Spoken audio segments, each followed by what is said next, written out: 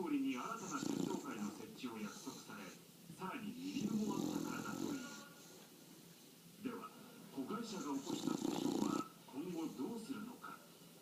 作業判断ということで、楽天本来じゃないので、彼らの、判断だと思いますけども、私が聞いております。続けるという気になります。トーンダウンした印象の木谷社長。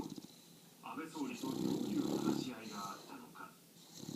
取材を続けてきた記者は。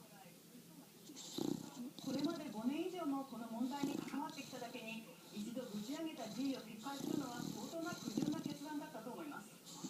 木谷氏は6月頃にもこの